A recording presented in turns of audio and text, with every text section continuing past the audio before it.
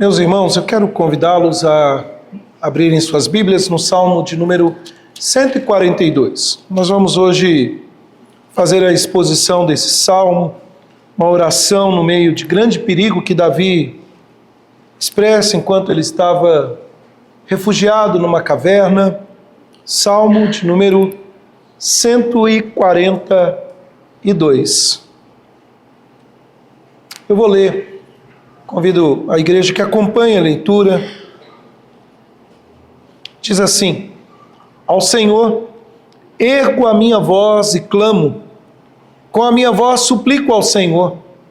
Derramo perante Ele a minha queixa, à sua presença exponho a minha tribulação. Quando dentro de mim me esmorece o espírito, conheces a minha vereda. No caminho em que ando me ocultam a armadilha. Olhe à minha direita e vê, pois não há quem me reconheça, nenhum lugar de refúgio, ninguém que por mim se interesse. A ti clamo, Senhor, e digo, tu és o meu refúgio, o meu quinhão na terra dos viventes. Atende o meu clamor, pois me vejo muito fraco. Livra-me dos meus perseguidores, porque são mais fortes do que eu. Tira a minha alma do cárcere, para que eu dê graças ao teu nome. Os justos me rodearão quando me fizeres esse bem. Vamos orar mais uma vez, irmãos? Senhor, esta é a tua palavra e o Senhor se faz presente aqui. Senhor, fale conosco, fale aos nossos corações, ó Pai, de modo a alcançar o mais profundo, ó Pai, do nosso âmago, do nosso ser. E que sejamos alcançados pelo poder do Senhor, nos encorajando a viver em nossa luta diária, ensinando-nos, ó Deus, o temor que é devido. Ó Pai, que não saiamos aqui indiferentes àquilo que o Senhor tem a falar conosco. Assim, ó Deus, nós oramos em nome do Senhor Jesus Cristo. Amém e amém. Meus irmãos, vou fazer uma pergunta. Qual é o seu lugar de refúgio? Na hora de uma situação desesperadora, estressante, qual é o seu lugar de refúgio? Para quem você busca ajuda? Em quem você se refugia? Todos nós recorremos a algo que nós esperamos que nos ajude, que esperamos que nos dê esperança. O ser humano é assim. O ser humano quer alguém que dê a ele a segurança. Nós podemos recorrer, num momento de dificuldade, numa situação desesperadora ou estressante, nós podemos recorrer aos exercícios.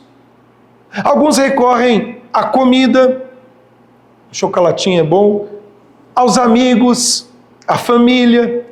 Outros, tristemente, ao álcool, às drogas. No entanto, todas estas coisas, por mais que possam aliviar a dor, o estresse que sentimos por algum momento, por algum instante, são um alívio passageiro para a desesperança que sentimos. Nenhum de nós está imune a sofrer dificuldades, problemas, angústias. Nenhum de nós pode começar a sua semana dizendo, olha, essa semana não tem como dar errado. Porque nós sabemos que não está nas nossas mãos. Então o que nós devemos fazer? Qual lugar de segurança, de refúgio? Qual lugar que eu posso recorrer em meio a situações tão difíceis e calamitosas da minha vida, das nossas vidas? A nossa passagem aqui, meus irmãos, no Salmo de número 142, nos diz que devemos seguir o exemplo de tantos santos que nos precederam. Seguir o exemplo daqueles que sabiam que a única esperança era Deus. Eu gosto de uma história, meus irmãos, do reformador Martinho Lutero. No ano de 1505, após estudar direito, por alguns meses depois recebeu o título de mestre, ou seja, alguém que já tinha todo um conhecimento. Ele decidiu deixar a cidade de Erfurt e voltar para casa e visitar a sua família. uma viagem mais ou menos de 90 quilômetros ao norte da Alemanha. Infelizmente, no trajeto de volta de suas férias, o próprio Martinho Lutero ficou preso por meio de uma violenta tempestade. Aquela tempestade que acontece do nada, que ninguém está esperando. E no meio dessa tempestade o fez pensar que Deus havia aberto os céus para puni-lo por uma vida que ele havia ignorado a Deus. Então, a história conta que Martinho Lutero cambaleava de um lado para o outro, buscando abrigo, mas não encontrava um abrigo porque estava em terreno aberto. Até que então ele clamou pela misericórdia de Deus na forma de uma oração. E uma curta oração ele fez dizendo: poupe-me e me tornarei monge. Bom, o que aconteceu? Deus cumpriu a sua parte. Nenhum raio o atingiu. E Lutero também cumpriu a sua parte. Ele continuaria a dedicar a sua vida a Deus, ao serviço, à igreja. Lutero se voltou para o Senhor em oração. Ele cresceu em confiança em Deus. Ele entregou sua vida a Ele. No entanto, o que ele fez foi apenas o exemplo de muitos que já haviam feito no passado. Hoje, meus irmãos, nós estamos vendo uma oração. Nós veremos uma oração no Salmo 142 de um rei, o rei Davi, que aprendeu o que era confiar e esperar no Senhor. Bom, para entender um pouco da cena que se passa aqui, nós devemos pensar que este servo de Deus estava vivenciando o que podemos chamar de escuridão. Onde está o Senhor? Onde está o Senhor no momento de dificuldade? Veja, quando nós pensamos em personagens bíblicos, nós podemos torná-los heróis, literalmente torná-los mais super-heróis do que humanos. Há uma tendência de muitos de olhar a essas figuras do passado e achar que eram imbatíveis. É o caso do rei Davi. Talvez alguém olhasse para este homem que frequentemente lembramos que é um homem amado por Deus e foi chamado de um homem segundo o coração de Deus, pensando que era um super-herói.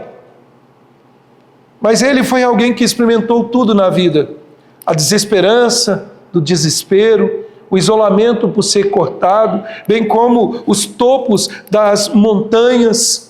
Sim, Davi era alguém segundo o coração de Deus, no entanto, foi alguém que perseguiu o seu próprio coração e suportou os efeitos do pecado.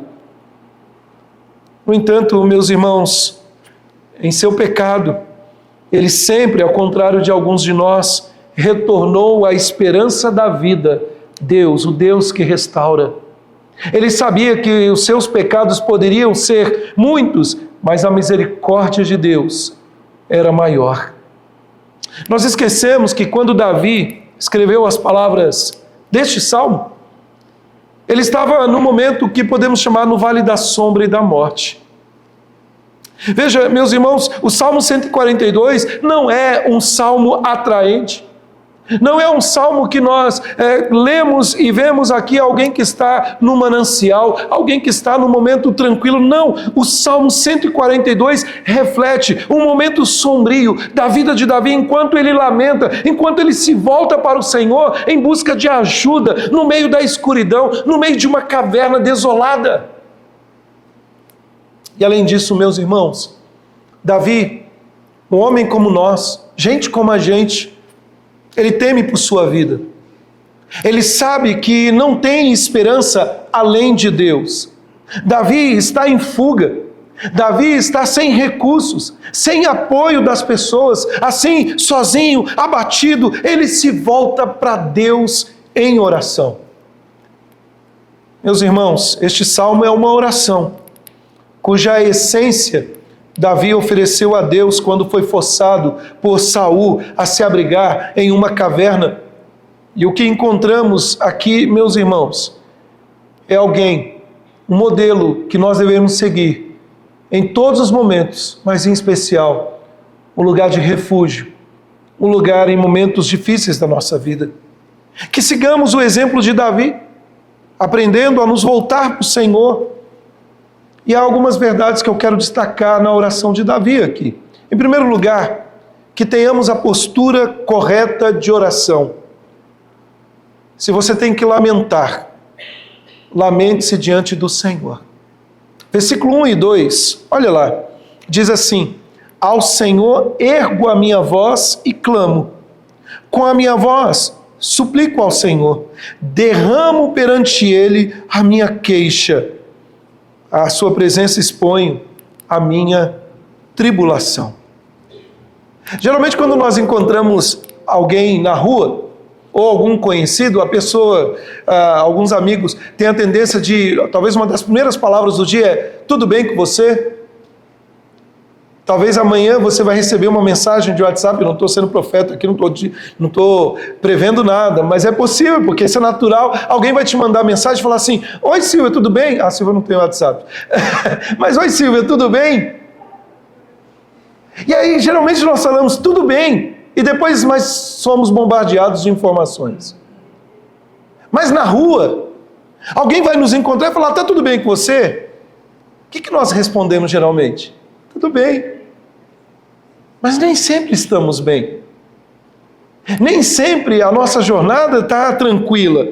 Nós tendemos a dar essa resposta, ou talvez: não estou tão mal quanto ontem, ou que eu poderia estar. Mas alguém que nos conhece, alguém que conhecemos, que consegue enxergar através de nós, através do nosso humor natural, alguém que consegue nos ler, porque tem convívio conosco, que sabe nos ler além das palavras, da nossa linguagem corporal, da nossa postura de comunicação, ela vê que não é bem verdade o que dizemos quando falamos está tudo bem e não está tudo bem.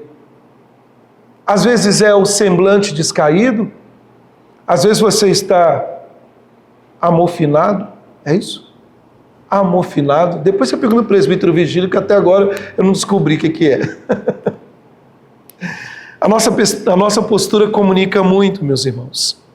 Ao nos comunicarmos com as pessoas, pode levar um tempo para sermos honestos conosco mesmo e com elas. A verdadeira honestidade surge quando nossa postura e quando as nossas palavras se harmonizam. Quando isso realmente acontece, é o melhor para nós como indivíduos, porque somos capazes de ser honestos sobre qualquer coisa que estejamos enfrentando. No entanto, a honestidade é difícil, porque em algum momento nós não queremos preocupar as outras pessoas. Em algum momento nós não queremos que os outros saibam que não estamos tão bem. No entanto, há uma pessoa com quem nós podemos ser completamente honestos, porque essa pessoa, ela já sabe tudo o que estamos passando, sobre o que precisamos ser honestos e como estamos passando por aquela situação, e nós podemos então resumir: essa pessoa é Deus. É Deus.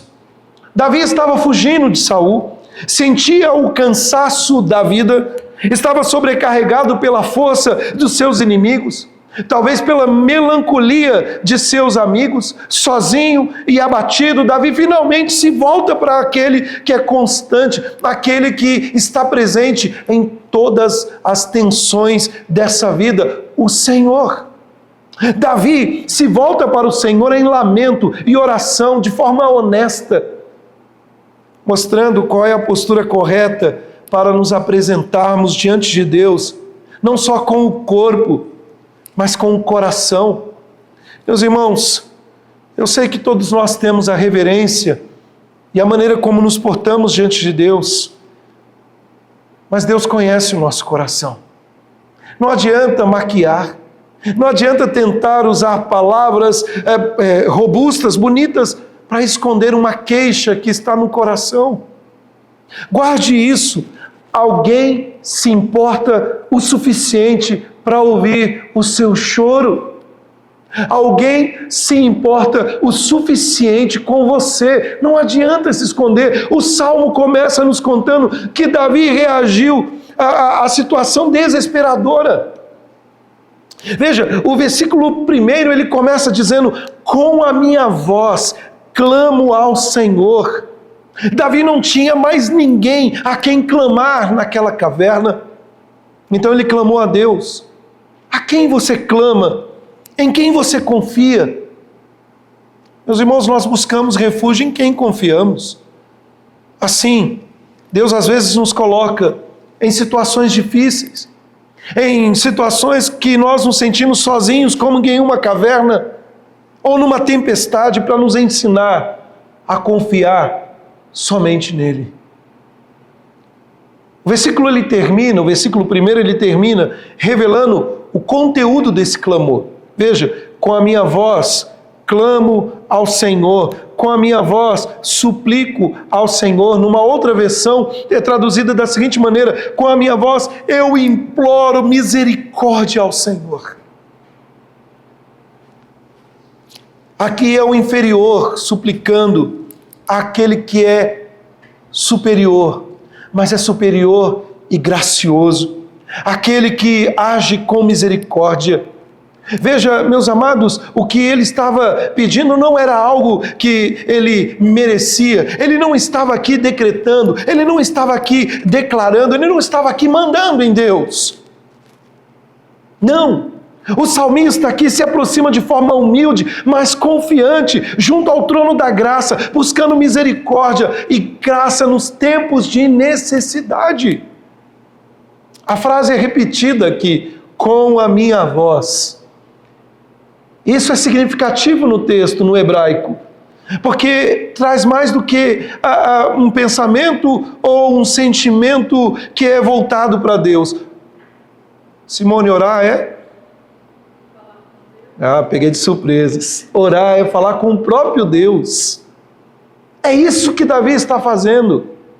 Ele está falando com Deus. É claro que você pode orar sem palavras, mas as nossas orações se tornam concretas quando oramos com nossas vozes. Ou seja, não estou falando apenas de verbalizar, mas com a verdade. Quando buscamos diligentemente, você pode sentir alívio quando alguém o ouve falar. Tem pessoas que gastam horas profissionais ouvindo outros, com suas queixas, com seus problemas. Mas essa pessoa não pode mudar a sua situação. Ela pode apenas te ouvir. Mas com Deus não. Com Deus nós podemos falar. E podemos crer que Ele nos ouve. E que Ele se importa. Então veja, o verso 1 repete não só com a minha voz, mas ele repete também a frase ao Senhor. E no versículo 2 ele repete a frase diante do Senhor. Ou seja, Davi derrama a sua queixa diante do Senhor. Queixa aqui significa que a sua língua expressou o pensamento que ele estava sentindo, o seu sentimento mais profundo. Ele não murmurou contra Deus, ele não ficou amargo, ele não ficou irado, ele não acusou o Senhor de transgressão. Davi falou com Deus com liberdade de expressão, mas não foi irreverente, sem deixar o temor. Derramar a sua queixa, derramar perante Ele, no verso 2, a sua queixa, expressa como um ato de adoração, como alguém que está ali ofertando a Deus. Mas veja, ele não está expressando com palavras bonitas, com o coração entristecido, por fora dizendo, Senhor, que maravilhoso Tu és, e por dentro o coração amargo. Não, ele derrama a sua queixa, ou seja, ele conta a sua angústia diante de Deus. Davi não sabia o que fazer com a sua grande angústia, com a sua dificuldade, com a situação desesperadora, com as circunstâncias amargas, mas ele fez a melhor coisa que podia fazer. Ele contou isso a Deus. Para não ficarmos só com o texto do Antigo Testamento, o apóstolo Paulo em Filipenses, capítulo 4, o versículo 6 e o versículo 7, o apóstolo Paulo nos diz, não andeis ansiosos por coisa alguma, em tudo, porém, sejam conhecidas diante de Deus as vossas petições, pela oração, pela súplica, com ações de graça. E aí o verso 7 diz, E a paz de Deus, que não é comprada no mercado, que não é feita pelos homens, a paz de Deus que excede todo entendimento, guardará o vosso coração e a vossa mente em Cristo Jesus. Pastor John Marcatio Jr., falecido há pouco tempo, ele resume bem isso e ele escreve, abre aspas, a Bíblia enfatiza a postura do coração. Esteja você em pé, sentado ou deitado, o importante é que o seu coração esteja curvado em submissão ao senhorio de Cristo. O verdadeiro cristianismo se preocupa com o coração. A verdadeira oração é caracterizada por uma atitude de humildade diante de Deus, não pela postura física de quem ora. Fecha aspas. Meus irmãos, é com essa humildade de coração que Davi nos apresenta uma excelente maneira de orar, semelhante à estrutura da oração do Senhor Jesus. O Senhor nos ensina a orar primeiro em adoração, reconhecendo Ele como o Pai nosso dos céus, ou seja, aquele que governa todas as coisas, mas é aquele que é a nossa única esperança, e nós devemos ser honestos, confessando Deus, diante de Deus, todo o perigo de situação, tudo que estamos passando, abrindo o nosso coração diante do Senhor. Mas em segundo lugar, além de adotarmos a postura de Davi, muito mais do que a postura externa, mas a postura do coração, de se quebrantar diante do Senhor. Em segundo lugar, os efeitos da vida. Olha o versículo 3 e 4. Quando dentro de mim me esmorece o espírito, conheces a minha vereda. No caminho em que ando, me ocultam armadilhas. Olha à minha direita e vê, pois não há quem me reconheça, nenhum lugar de refúgio, ninguém que por mim se interesse. Agora, meus amados irmãos, agora que conhecemos que o rei Davi tem uma postura correta de oração, nós vemos o que podemos levar a Deus em oração, ou seja, tudo, seja um ato de louvor, de gratidão a Deus pelas bênçãos e pela vida que está caminhando bem, seja pelos momentos mais difíceis, pelas tragédias. Nós precisamos, meus irmãos, em meio aos efeitos da vida, em meio aos contornos da vida, expressar a nossa confiança. Confiança na bondade do Senhor, apesar das circunstâncias. Confiança na bondade de que Deus nos conduz não só nos caminhos tranquilos da vida, mas também nos caminhos onde as armadilhas estão cavadas, aonde há inimigos, aonde nos sentimos sozinhos, aonde não temos pessoas ao nosso lado para cuidar.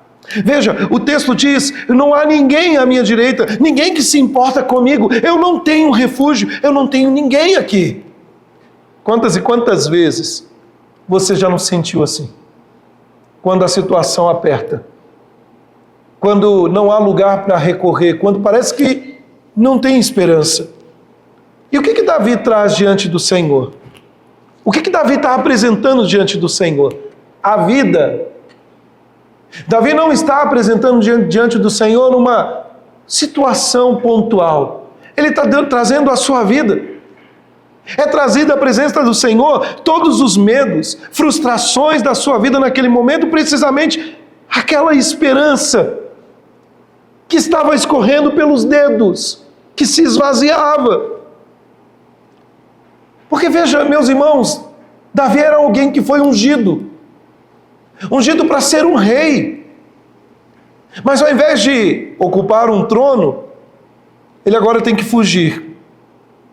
Ele agora tem que sentir a oposição por causa dos seus inimigos. Ele agora se sente solitário, cansado nessa jornada de fidelidade. E a oração de Davi é basicamente, Senhor, e eu peço já licença para a palavra que vou usar aqui, meus irmãos. Senhor, minha vida é uma droga. Minha vida é um lixo. Para não usar outras expressões. Eu sei, é pesado, né?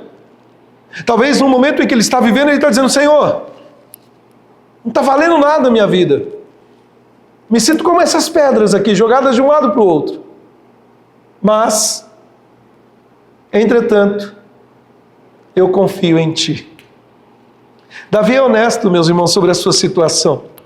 Davi é esperançoso quanto ao futuro, porque ele sabe que maior do que qualquer circunstância é aquele que é soberano sobre todas as coisas. Sabe, meus irmãos, como eu expressei, Davi não determinou nada. Davi não disse, Senhor, eu decreto e tem que acontecer do meu jeito. Ele foi humilde. Davi vê a sua situação, é uma situação difícil. Veja que o texto diz, tem armadilha, tem caminhos que ocultam a armadilha, ninguém à minha direita, não há quem me reconheça, não há lugar de refúgio. Ou seja, a situação está feia.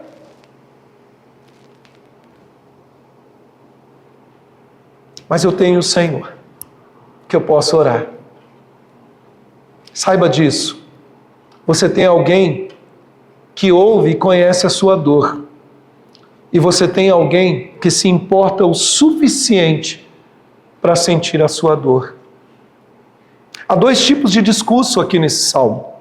Primeiro, o salmista fala sobre Deus, versículo 1 e 2. Segundo, do verso 3 até o verso 7, o salmista fala com Deus. Especificamente, meus irmãos, nesses versos, versículo 3 e 4, registra o lamento de Davi. Ele canta ao Senhor. Não é uma canção alegre. Esses versículos, eles ensinam uma lição que é crucial sobre a natureza da oração. Você não precisa analisar o que pensa, sente. Você não precisa rotular. São situações da vida. Você pode dizer a Deus como as coisas são boas ou ruins. Você pode dizer como as coisas estão feias ou bonitas. E Davi faz duas confissões francas sobre o seu sentimento aqui. Veja o versículo 3, ele diz que ele se sente atacado. Ele diz que o seu espírito, porque dentro de mim me esmorece, o meu espírito desfalece dentro de mim. Davi sentiu-se devastado, exausto, sobrecarregado. Ele estava no limite mental, emocional, espiritual.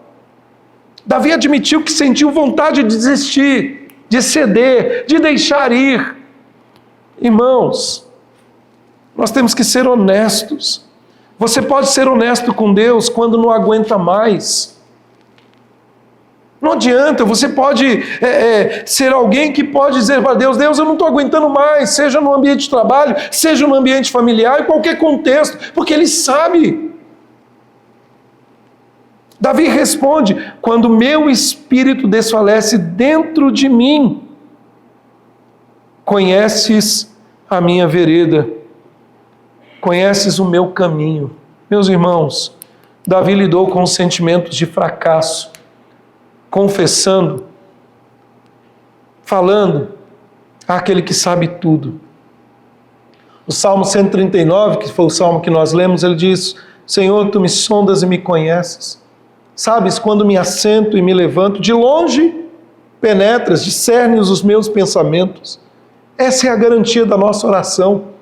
Deus conhece o meu caminho, o caminho interno para fora. Não é o contrário, Deus não precisa ver a circunstância para saber o que estamos sentindo. Ele conhece no mais profundo do seu ser. Davi, ele não perguntou, se Deus já sabe, por que orar? Se Deus já sabe, por que orar? O fato de Deus conhecer os seus caminhos, pelo contrário, ao invés de desistir, o motivou a orar e orar sobre isso. Você já teve dificuldade para contar algo importante a alguém porque não sabia como essa pessoa iria reagir? Isso não é novo. Jó, capítulo 23, verso 10, diz que ele conhece o meu caminho. Se ele me provar, sairei como ouro. Sabe, meus irmãos, o que Deus sabia da situação de Davi? Versículo 3 nos diz, no caminho por onde ando, esconderam uma armadilha, me ocultam a armadilha. Enquanto Davi trilhava a sua jornada, o caminho da justiça, os inimigos se esforçavam para distraí-lo, derrotá-lo, destruí-lo. Eles não emboscaram, meus irmãos, num ataque total. Eles armaram a armadilha perante ele ao longo do caminho, mas Davi, ele confiou em Deus para guiá-lo. Eu gostaria que o João colocasse para nós, eu tenho aqui, mas eu quero que todos leiam comigo, o Salmo 14, versículo 9 e o versículo 10. Salmo 14.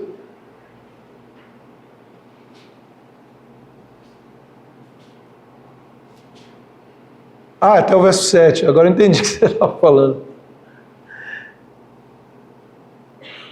Perdão. Volta um pouquinho o Salmo 14.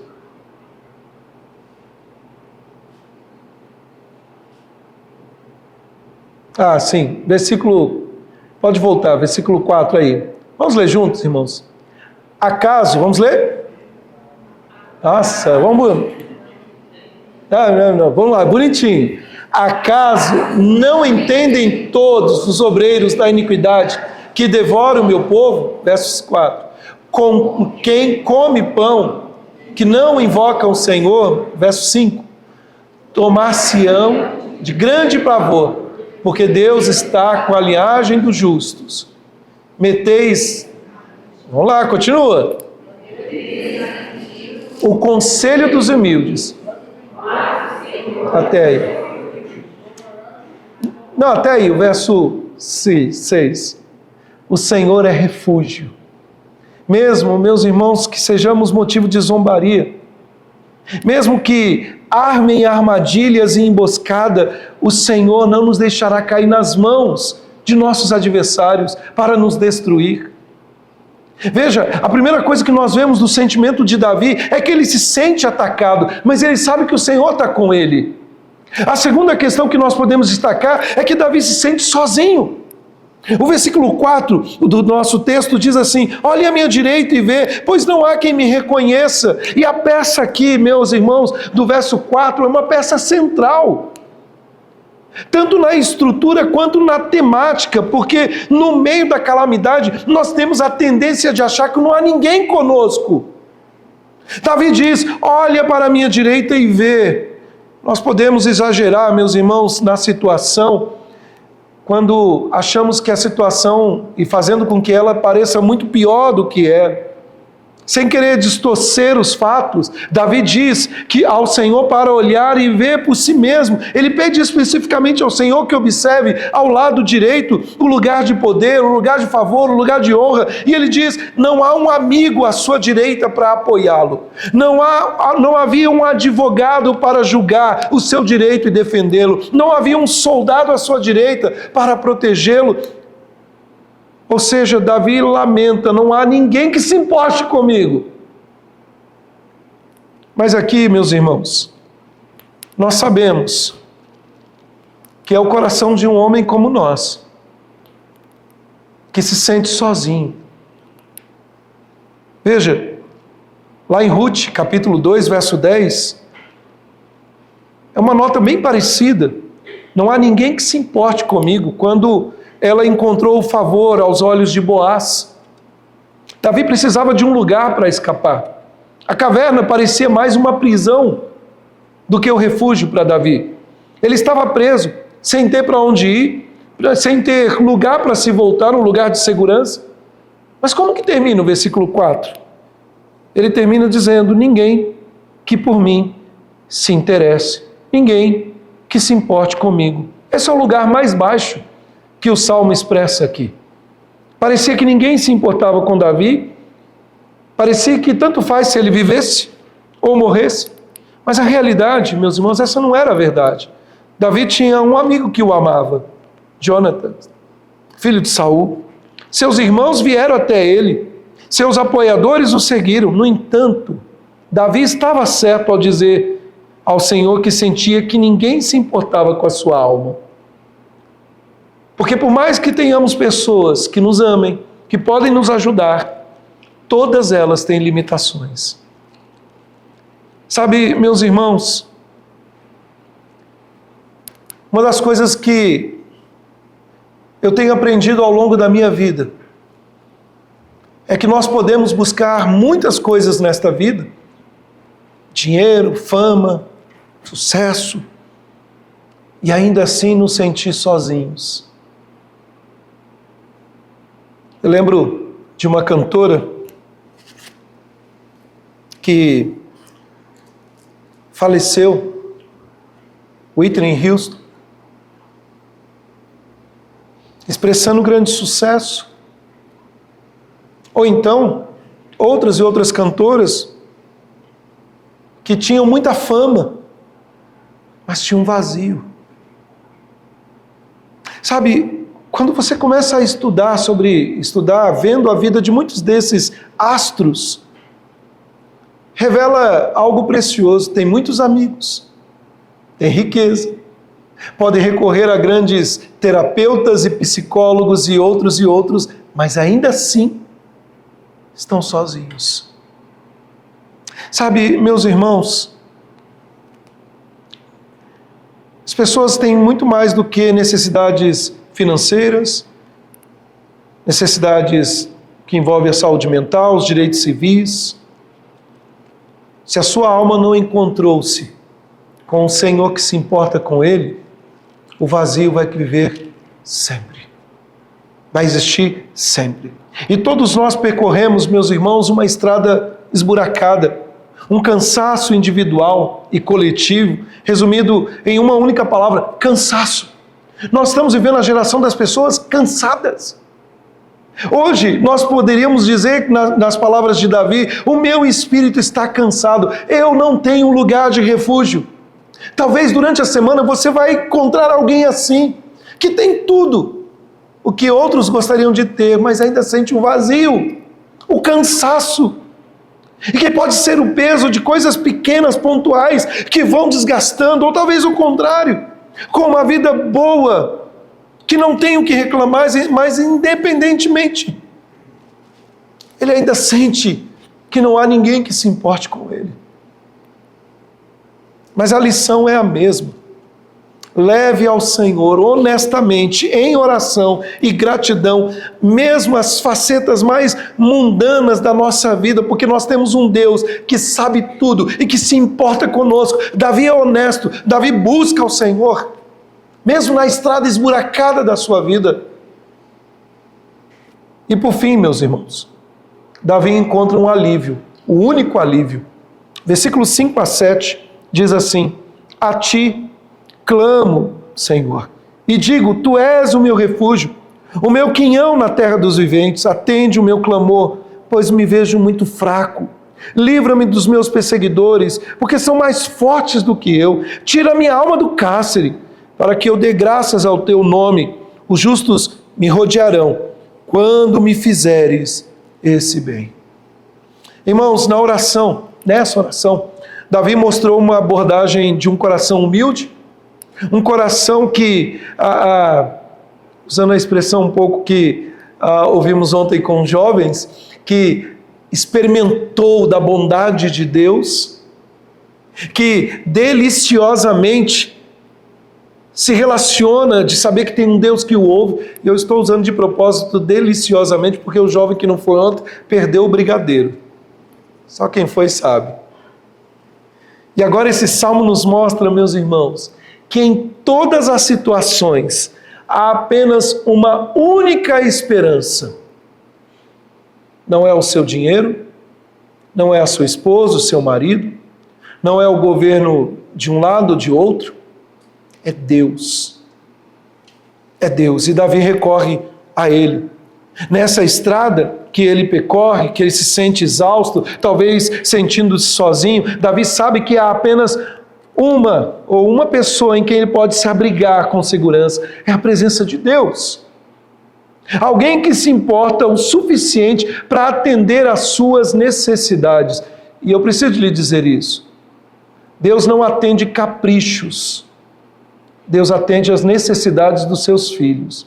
E Ele sabe o que é necessário para você. Não seja criança birrenta, porque orou e Deus não deu e você vai espernear. Até o não de Deus é o melhor para a nossa vida, mesmo que não entendamos naquele momento. Nos versículos 3 e 4, Davi lamenta.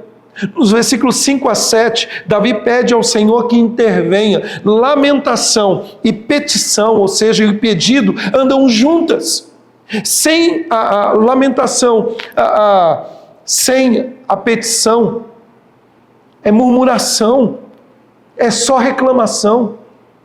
E ao mesmo tempo, meus irmãos, sem a lamentação, a oração pode se tornar fria, ritualística, mecânica.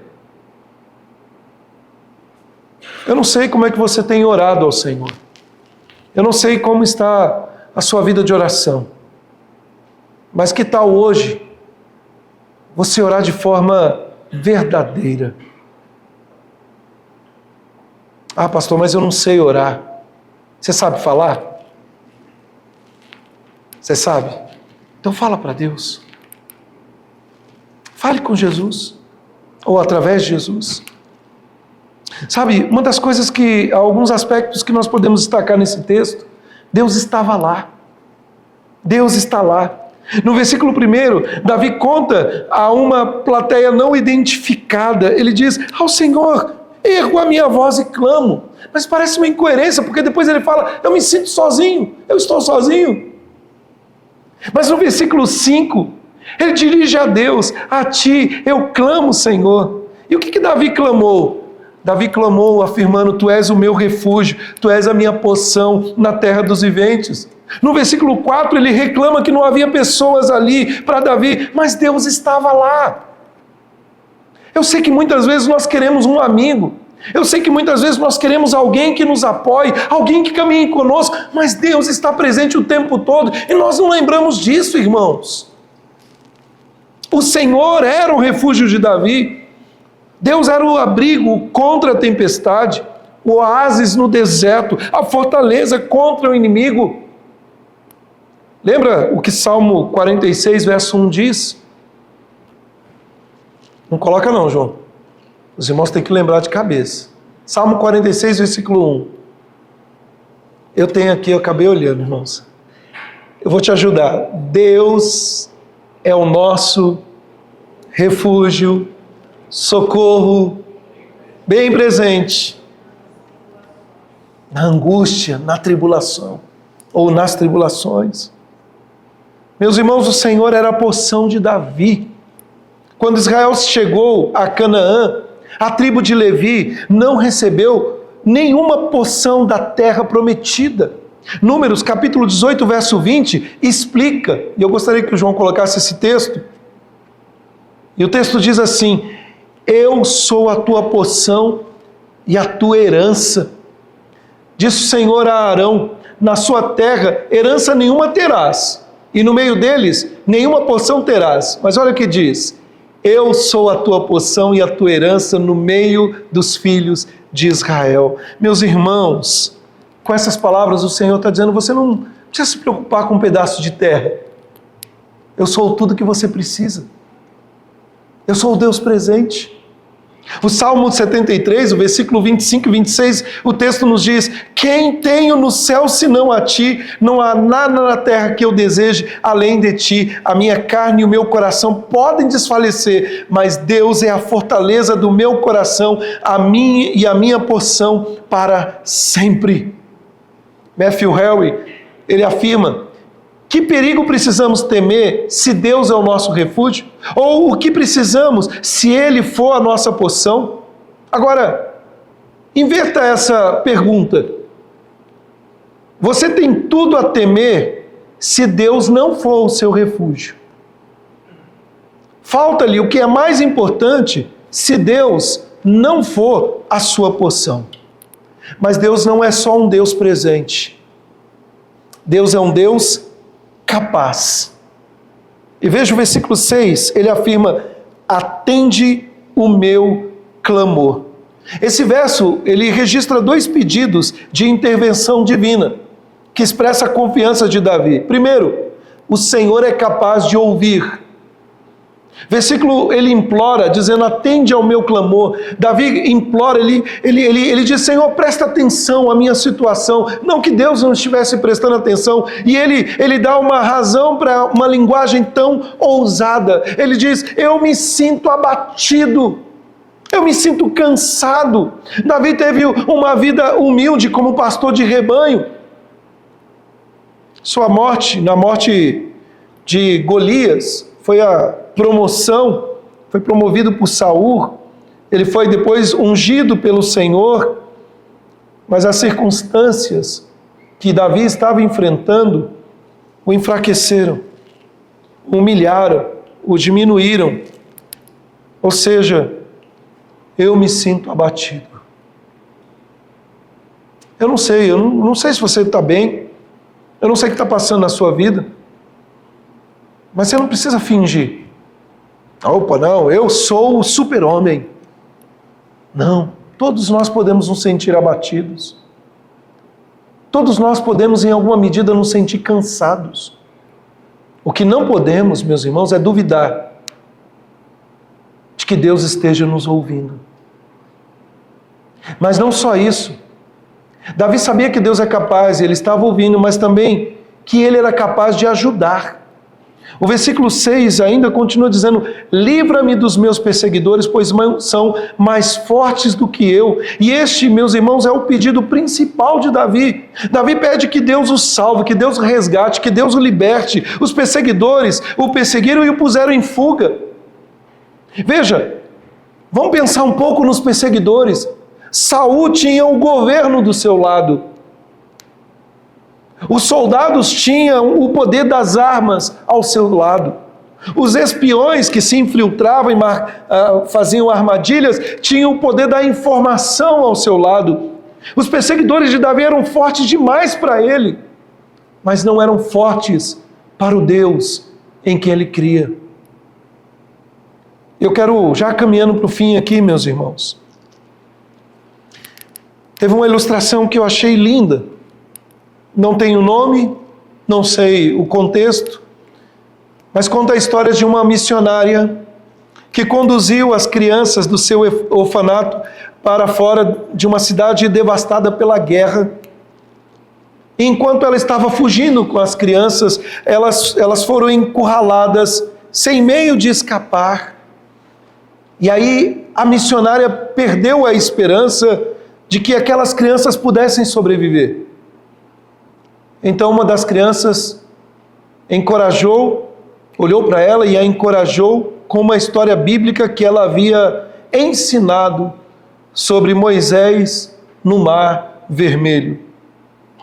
A missionária então, olhando para aquelas crianças, disse: mas eu não sou Moisés. E aquela criança disse: eu sei, mas Deus ainda é Deus.